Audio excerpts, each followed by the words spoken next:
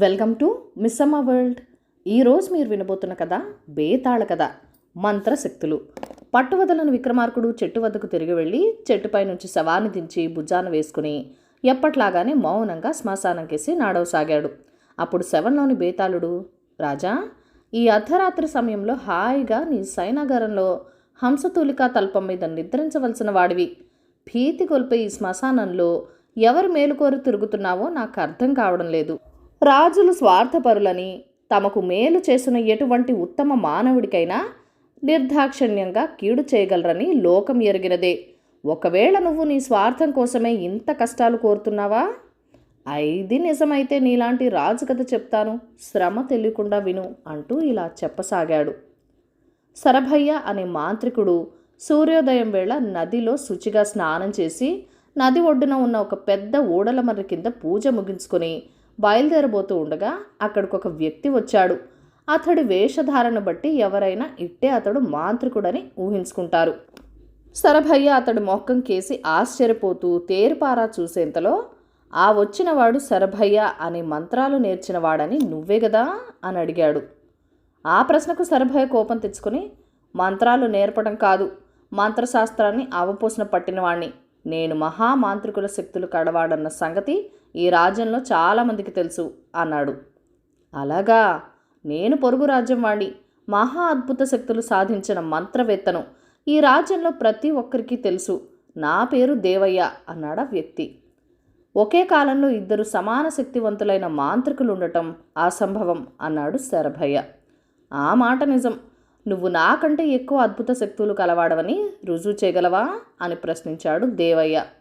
చెయ్యగలను. నేను తలుచుకుంటే తాగడానికి నీరు లేకుండా ప్రజలను మలమలా మాడు చేయగలను అన్నాడు శరభయ్య. నేను క్షణాల మీద నీరు పుట్టించి ఆ ప్రజల ప్రాణాలను కాపాడగలను అన్నాడు దేవయ్య. ఆ జవాబుకు శరభయ్య పౌరుషపడి, నేనేనా తీసిపోయింది? గడ్డి పరక కూడా మొలవని బీడుల్ని సుక్షేత్రంగా చేయగలను అన్నాడు. ఓస్, అంతే కదా, నేను వాటిని క్షణాల్లో బుగ్గి చేయగలను అన్నాడు దేవయ్య. శరభయ్య విసుగుపడుతూ, ఇన్ని మాటలెందుకు? నా అద్భుత శక్తుల్లో నీకు నమ్మకం కలిగించడానికి ఏం చేయాలో చెప్పు. ఈ క్షణంలోనే నా శక్తి నిరూపిస్తాను అన్నాడు. దేవయ్య తాపిగా, నువ్వు నిజంగా అంత గొప్ప మాంత్రగాడివే అయితే దీర్ఘ వ్యాధులతో బాధపడే వాళ్లకు నీ మంత్రశక్తితో త్వరగా స్వస్థత కలిగించగలవా అని అడిగాడు. శరభయ్య వెంటనే స్వస్థత కలిగించగలను అన్నాడు. నీరు సృష్టించగలవా అన్నాడు దేవయ్య. శరభయ్య ఆ పని చేయగలనంటూ తలూపాడు. దేవయ్య ఒక్క క్షణం ఆగి, మనుషుల్లో ఎవరు మంచి బుద్ధి గలవాళ్ళో, ఎవరు ద్రోహ బుద్ధి గలవాళ్ళో ఎంచి చెప్పగలవా అని అడిగాడు. శరభయ్య అది చేయగలనంటూ తలూపాడు. అప్పుడు దేవయ్య, ఎదుటి వాళ్ళు తమ మనసుల్లో అనుకునేది సరిగ్గా అంచనా వేసి బయట పెట్టగలవా అన్నాడు. శరభయ్య, ఆ పని చేయగలనని నన్ను ఇన్ని విధాలా పరీక్షిస్తున్నావు కదా, నేను చేస్తానన్న అద్భుతాలు నువ్వు చేయగలవా అని అడిగాడు. ఓ, తప్పకుండా అన్నాడు దేవయ్య. ఉత్తి మాటలతో లాభం లేదు, పందెం వేద్దాం అన్నాడు శరభయ్య. ఏమిటా పందెం అన్నాడు దేవయ్య. అది నీకే వదిలేస్తున్నాను, ఎలాంటి పందానికైనా నేను సిద్ధం అన్నాడు శరభయ్య. దేవయ్య ఒక్క క్షణం ఆలోచించి, ఓడినవాడు గెలిచిన వాడికి దాసోహమనాలి, ఆ తర్వాత మంత్రశక్తుల జోలికి పోకూడదు అన్నాడు. ఈ పందెం నాకిష్టమే అన్నాడు శరభయ్య. అయితే చిన్న షరతు, ముందుగా నీ అద్భుతాలు ప్రదర్శించిన తర్వాత నేను నా అద్భుతాలు ప్రదర్శిస్తాను అన్నాడు దేవయ్య. అందుకు శరభయ్య ఒప్పుకున్నాడు. మంత్రగాళ్ళు ఇద్దరూ కలిసి మిట్ట మధ్యాహ్నం వేళ ఒక గ్రామం చేరారు. ఎంతో కాలంగా అక్కడ వర్షాలు లేనందున పొలాలన్నీ బీడుపడి ఉన్నాయి. చెరువులు, బావులు పూర్తిగా ఎండిపోవటంతో ప్రజలు తాగే నీరు కూడా లేక కటకటలాడిపోతున్నారు. సరే, ఇక్కడ నీ మంత్రశక్తులు ఏ పాటివో ప్రదర్శించి చూస్తాను అన్నాడు దేవయ్య. శరభయ్య కొద్ది నిమిషాలు కళ్ళు మూసుకొని ఏదో స్మరించాడు. తర్వాత కుడి చేతి చూపుడు వేలిని గాల్లో తిప్పి కళ్లకు తాకించుకున్నాడు. ఆ మరుక్షణంలో పెళపెళ రావాలతో ఆకాశంలో మబ్బులు కమ్మి కుంటపోతగా వాన కురిసింది. విజయగర్వంతో దేవయ్య వంక చూశాడు శరభయ్య. దేవయ్య అతన్ని మెచ్చుకొని, మొదట్లో ఏమనుకున్నాను కానీ నువ్వంతో ఇంతో మంత్రశక్తులు కలవాడవే అన్నమాట. నిజం అన్నాడు నవ్వుతూ. దాంతో నాది అంతో ఇంతో మంత్రశక్తా? అవమానం, చూస్తాను, నీ మంత్రశక్తితో వాన కురిపించు అన్నాడు శరభయ్య. దేవయ్య చిరునవ్వు నవ్వి, షరతు సంగతి మర్చిపోయావా? ముందు నీ మంత్రశక్తులు ప్రదర్శించాలన్న నియమం ఉన్నది కదా అన్నాడు. సరే అలాగే కానివ్వు అన్నాడు శరభయ్య. రాజధాని నగరం వెళ్దాం. ఈ దేశాన్నేలే రాజు కూతురు ఎంతో కాలంగా కుదరని వ్యాధితో మంచం పట్టి ఉన్నదని విన్నాను. నీ మంత్రశక్తితో ఆమె వ్యాధి కుదుర్చు, చూద్దాం అన్నాడు దేవయ్య. ఇద్దరూ రాజధాని చేరి రాజదర్శనం చేసుకున్నారు. రాజు వాళ్లను తన కుమార్తె ఉన్న గదికి తీసుకుపోయాడు. శరభయ్య రాకుమారి మంచం పక్కన కొంతసేపు నిలబడి చూపుడు వేళ్లను కళ్లకు తాకించి కొద్ది క్షణాల్లో ఏదో స్మరించాడు. కొన్ని క్షణాలు గడిచేసరికి రాకుమారి నవ్వుతూ మంచం మీద లేచి కూర్చున్నది. ఎంతో కాలంగా ఆమెను పీడిస్తున్న వ్యాధి మటుమాయమైంది. రాజు చాలా సంతోషించాడు. దేవయ్య రాజుతో కొద్దిసేపు ఏకాంతంగా మాట్లాడి శరభయ్య దగ్గరకు వచ్చి, రాజుగారికి తన పరివారంలో కొందరు విద్రోహులున్నారని అనుమానంగా ఉన్నదట, వాళ్ళెవరో చెప్పు అన్నాడు. శరభయ్య రాజుగారి పరివారాన్ని, సైనికుల్ని పరిశీలించి వాళ్లలో ఆయన మీద కుట్ర పన్నుతున్న వాళ్లను సంజ్ఞల ద్వారా దేవయ్యకు చూపించాడు. దేవయ్య ద్వారా సంగతి విన్న రాజు ఆ కుట్రదారులను తన అంగరక్షకుల చేత బంధింపచేసి కారాగారంలో వేయించాడు. తర్వాత ఆయన సభా తీరి ఉండగా దేవయ్య శరభయ్య మంత్రశక్తులను గొప్పగా పొగిడి అతడితో, మన షరతు ప్రకారం నువ్వు మరొక్కసారి నీ మంత్రశక్తులను ప్రదర్శించవలసి ఉన్నది. నువ్వు ఆ పని చేయగలిగితే నేను నువ్వు కోరిన విధంగా నా మంత్రశక్తులు చూపగలను.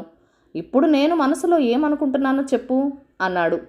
శరభయ్య 2 క్షణాలు కళ్ళు మూసుకుని చూపుడు వేలని కళ్ళకి తాకించి కళ్ళు తెరుస్తూనే దేవయ్యకేసి రౌద్రంగా చూస్తూ, నీ మనసులో ఏమనుకుంటున్నావో చెప్పమన్నావా? ఆ సంగతి నిజం చెప్పనా? కాదని నేను ఓడిపోయినట్లు అనదలిచావు. తర్వాత ఎలాగైనా నా చూపుడు వేలిని ఖండించి నాకు మంత్రశక్తులు లేకుండా చేయదలిచావు అన్నాడు. ఆ మాటలు వింటూనే దేవయ్య నిర్ఘాంతపోయాడు. శరభయ్య గట్టిగా పళ్ళు కొరుకుతూ, దుష్టుడా, నువ్వెవరో కూడా నాకు తెలిసిపోయింది. నువ్వు సాటి మాంత్రికుడివి కాదు. నీ పేరు దేవయ్య కాదు, దేవదత్తుడు. ఈ దేశపు మంత్రివి. ఏ మందులకు లొంగని రాజకుమార్తె వ్యాధిని నా చేత నయం చేయించేందుకు ఈ కపట నాటకమంతా ఆడావు అన్నాడు. ఆ మరుక్షణం రాజు సంజ్ఞ చేయగానే 4 భటులు శరభయ్య మీద పడి ముందుగా అతడి పెడరక్కలు విరిచికట్టి శిరస్సును ఒక గోను సంచిలో దూర్చి తాళ్లతో బిగించారు.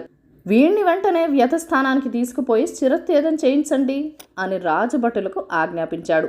భటులు శరభయ్యను అక్కడి నుంచి లాక్కుపోయారు. బేతాళుడి కథ చెప్పి, రాజా, శరభయ్యకు రాజు శిరచ్ఛేద శిక్ష విధించటం అన్యాయం కాదా? ఏ మందులకు లొంగని రాకుమారి దీర్ఘ వ్యాధిని అతడు తన మంత్రశక్తి ద్వారా కుదుర్చాడు.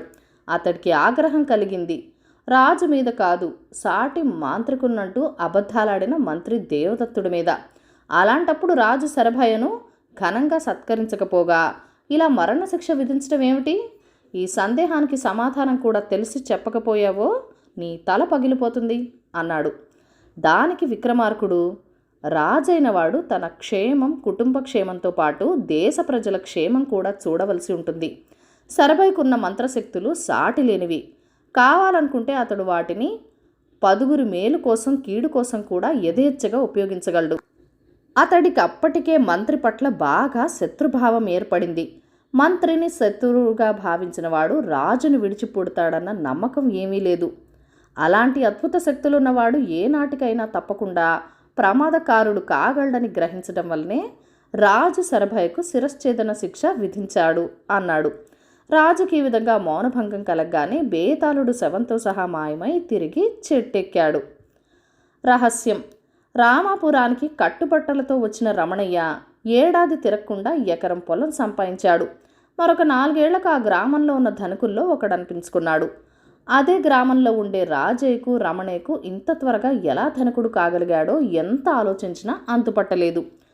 ఆ రహస్యం ఏమిటో అతన్నే అడిగి తెలుసుకుందామని రాజయ్య ఒకనాటి చీకటి పడుతున్న వేళ రమణయ్య ఇంటికి వెళ్ళాడు. ఆ సమయంలో రమణయ్య ఒక చిన్న దీపబుడ్డి వెలిగించుకుని గూట్లో పెడుతున్నాడు.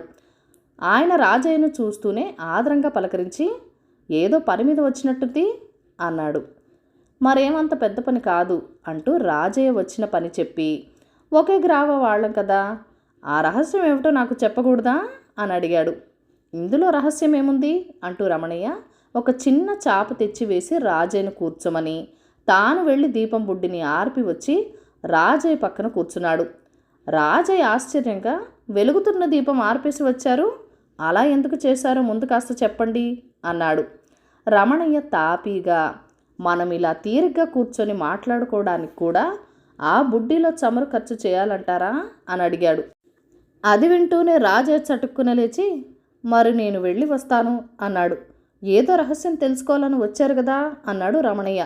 ఆ రహస్యం మీ నోటమ్మట వినక్కర్లేకుండా నేను గ్రహించాను అన్నాడు రాజే వెళ్ళిపోతూ. ఈ కథను రచించిన వారు కమలిని గారు. కథ కంచికి మనం ఇంటికి. ఈ కథను లైక్ చేయండి, షేర్ చేయండి. మన ఛానల్ని ఫస్ట్ టైం చూస్తున్నట్లయితే కనుక ప్లీజ్ సబ్స్క్రైబ్ చేసుకొని మీ సపోర్ట్ ఇవ్వండి. మీ అమూల్యమైన ఫీడ్బ్యాక్ అండ్ సజెషన్స్ నాతో కామెంట్ సెక్షన్లో కూడా షేర్ చేసేయండి. మీ ఫ్రెండ్స్ అండ్ ఫ్యామిలీకి ఈ వీడియోస్ని షేర్ చేసి ఆనందించండి. Thank you for watching. Bye bye.